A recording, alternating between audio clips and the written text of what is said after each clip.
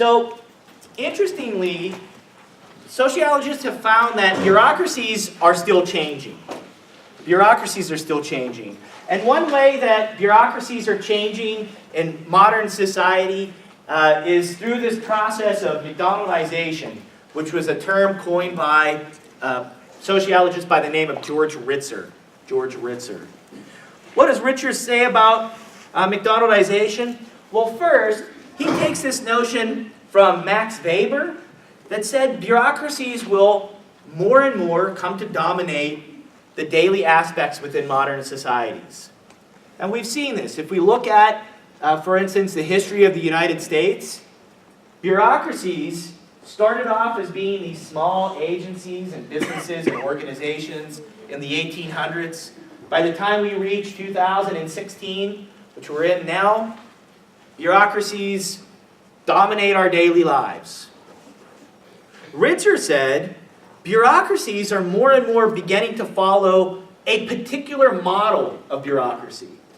A particular model of bureaucracy. So it's one organization's model is starting to be the dominant form of the bureaucratic organization. And in fact, that dominant form is the fast food restaurant McDonald's.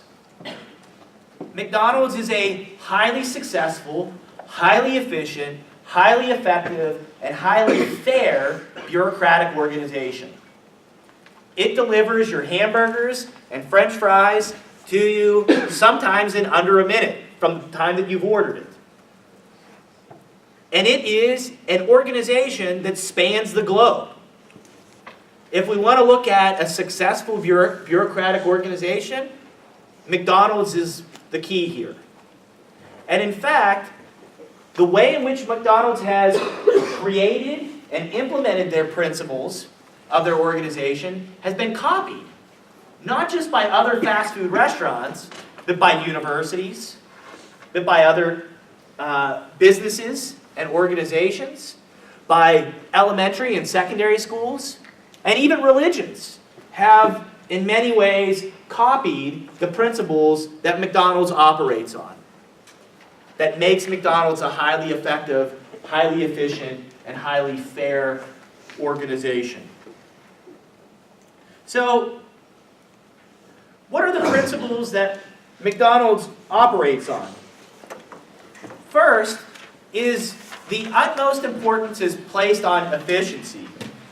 So McDonald's spends a great deal of its time and effort focusing on how to make sure that they get not only their product, but the customer from the fastest point between A and B. Right? The fastest point between A and B. So you can see through McDonald's evolution that they have continually focused on ways to make that food from the time you order it arrive in front of you. They've created processes and procedures that move that fast food through the line and up to the front counter for you to receive it very, very quickly. At this point, they're under a minute. Even at the drive-thru. You know, we're now in a period of time where most McDonald's has 2 ordering windows, 1 window to pay, and 1 window to pick up your food. The reason why they have 2 ordering stations, 1 window to drop off your money and 1 window to pick up your food, is because it actually makes you move through that line faster. Getting you from ordering to paying to leaving as quickly as possible. Even things like temperature control within McDonald's is set so that after you have completed eating your meal, the change in your body temperature based on blood rushing to your stomach and the temperature of the air surrounding you pushes you out the door faster. Right? If you've ever wondered why McDonald's chairs are set up the way they are, why their seats are set up the way they are, why the temperature is what it is in there, it's basically to move you from as fast as possible from ordering to eating to leaving. They're really, really great at this. So efficiency is a principle that McDonald's is really focused on. Getting people and their product as fast as possible from point A to point B. Second principle, predictability. McDonald's has focused on standardizing their meals, standardizing their ordering procedures, standardizing their entire even look and feel of being inside a McDonald's restaurant, at a McDonald's parking lot, or in a McDonald's playland, from one place to the next. So that when you go out to California and order a Big Mac, that Big Mac is going to taste the same as the Big Mac that you were going to order in Indiana, Pennsylvania, and it will taste the same as the Big Mac that you would order in Paris, France, or order in Caracas, Venezuela. Going to taste the same, look the same, smell the same, have the same 2 all-beef patties, special sauce, lettuce, cheese, pickles, onions on a sesame seed bun. All right? It's predictable. Not just predictable across geographical regions, but predictable across time. If you go to McDonald's today, that Big Mac that you order is going to taste the same as the Big Mac that you ordered whenever you were 8 years old. And it's going to taste the same as it will taste whenever you order a Big Mac when you're 37. So McDonald's is focused on predictability, and they've become very, very skilled at making sure that their products and their services are predictable across large geographical regions and long periods of history. So predictability is a very important aspect of McDonaldization. The third is calculability. McDonald's has changed its focus away from certain things to a focus on providing a product that is calculable. Calculable. So this means focusing on making sure that that product, if it's a quarter pounder with cheese, that it is always going to be a quarter pound prior to cooking. That large fry is going to have a certain number of fries in it, a range of fries, or a weight of fries, in comparison to a small, in comparison to a medium. That those buns are going to be cooked the same way, at the same temperature, for the same period of time each day. That the fries are going to be fried at the same heat level of oil for the same amount of time each day. So McDonald's has focused on ways to turn their procedures and processes into numbers, and then make sure that those numbers remain standard across space and time. And then finally, McDonald's uses the process of control in the form of protocols, technology, and machinery that ensure these other 3 principles. So, in order to make sure that the fries are standardized, McDonald's focuses on creating technologies like machinery that will produce a predictable fry, that will fry at the right temperature, and will be efficiently delivered. So, in order for people to move through the lines at McDonald's, they focus on protocols for ordering. When a person steps up to the front up to the kiosk to order, the thing that the person says is going to be based on a script that they will say 1,000 times over, will have memorized, and will be able to get that person to order very quickly. And then the focus on technology, McDonald's, when possible, will use advancements of technology if it means advancing the efficiency, advancing the predictability, or advancing the calculability of the procedure. As I mentioned, this is not just McDonald's.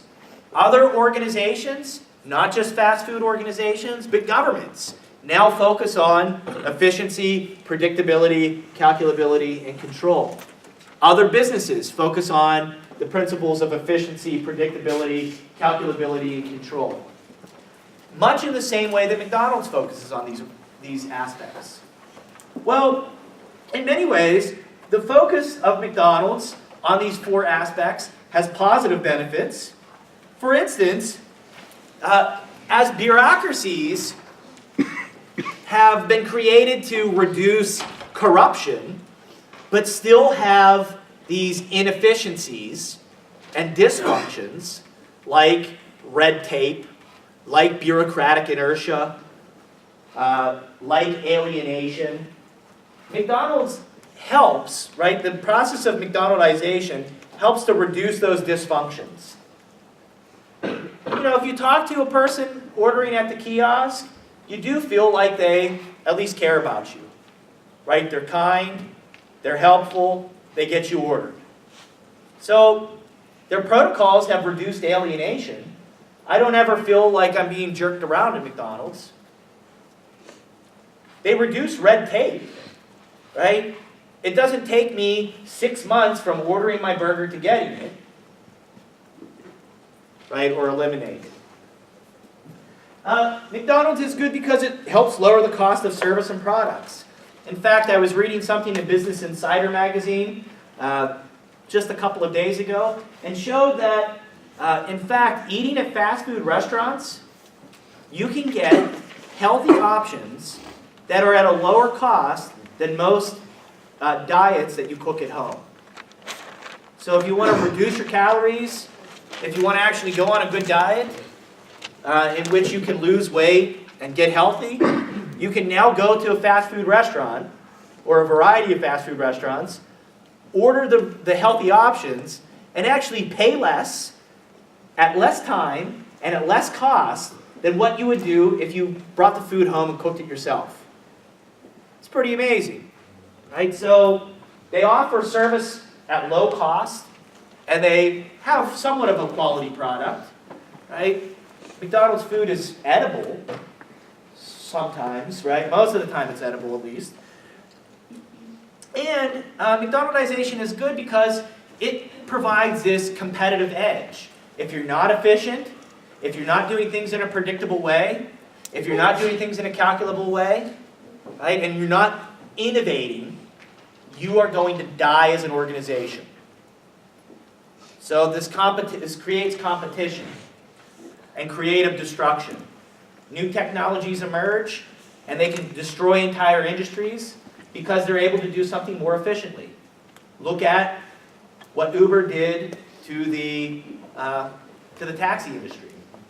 It was because it used technology to create a more efficient, more predictable, and more calculable product than ordering a cab. The McDonaldization, for all its good, also has some bad to it. First, despite its rational processes, right, you would think that making something efficient, making something predictable, making something controllable, and making something calculable will always be good. It has dysfunctions as well. So McDonaldization has helped to support, for instance, the industrialization of agriculture, which has led to, in many ways, the obesity epidemic in the United States and in Europe. So we see negative effects. When you industrialize something like food, when you take food and make it something that you can get fast, get a lot of, and eat it all the time, you take away from some of the aspects of social life that taught us to slow down, to eat at the table, to eat with families, to eat ritualistically, to eat healthily, rather than just kind of shoving stuff in our face as we move throughout our day. And that has led to problems like obesity, problems like an increase in the incidence of diabetes, etc. And that's not just true for McDonald's. We don't want to just get angry at McDonald's about this. It's true for all organizations that McDonaldize. They have these negative types of unintended side effects, right? Unintended side effects. So faster isn't always the way to improve things. To make things efficient doesn't always make things better. It can actually have these negative side effects in addition to making things more efficient. So what is rational? The rational process of making things more efficient doesn't always solve problems. It can create problems of its own. In addition to that, we see that the process of McDonaldization has reduced things like variation. So because of, for instance, the creation of industrialized agriculture, we see greater incidences of mass food poisonings. So how many of y'all like Chipotle? Anybody like Chipotle? Right? Chipotle has just seen this occur, right? They have this nice, efficient procedure to get lots of food ready for their kiosks at various Chipotle organizations. As a result, when you have tainted food at one place, you have tainted food all over the place. A non-industrialized agricultural system where efficiency isn't the focus, you may have an incidence of food poisoning at one restaurant, but the restaurant down the street wasn't using the same products from the same place that were produced at the same time. Because of the way that we've created our system, we now have greater vulnerability to these types of massive food poisonings that we've seen kind of increase throughout the last 30 or so years. So rather than making us less vulnerable, sometimes systems make us more vulnerable when things like efficiency are concentrated on. And that's why we see people move back. You know, there's been a kind of a backlash and a movement towards local food. Right? How many of you have heard about like local food? Right? Let's see show of hands so I can see how many of y'all know. Can somebody explain to those who don't know, what's like the local food movement? What do we mean by local food movement? It's like farm labels, so you're taking local farms and instead of going out and buying from like a big grocery store, you go to a farmer's market. Yeah, so purchasing food at a farmer's market, going to restaurants that purchase their food locally, that you know where it's sourced from. And really, some of the advantages to this is that you move away from this rationalized system. That doesn't mean that you're any less vulnerable from getting food poisoning. You know, your local farmer may have tainted beef or tainted vegetables or what have you. But system-wide, it makes the entire society less vulnerable because here you'll have maybe a case of food poisoning pop up, or here you'll have a case of food poisoning pop up, but it's not distributed throughout the society because, in fact, you're not all eating from the same source, right? In other words, we're not all drinking from the same cup, if you want to think about it that way. This is what we mean by less vulnerabilities for things like localized food sourcing. Once again, I have to stress, McDonaldization is not just about the food industry. Our government now focuses on getting us things as fast as possible, getting it to us in a calculable way, providing us a product that is standardized across space and time. And our government suffers from the same vulnerabilities. Look at what happened to the implementation of healthcare in the United States. We were all supposed to be able to log on to a website, sign up for healthcare, and then we would be great. You know, we'd be able to pick a plan and that would be great. What happened? Well, the website went down. And rather than, it going down in one state, it went down across the entire United States. And so instead of one group of people being confused what to do, you had 30 million people being confused in terms of what to do whenever that website went down. So here we have an example where what was supposed to make us less vulnerable actually made us more vulnerable in regards to delivering a product efficiently, delivering it with calculability, delivering it in a standard way across the entire social system.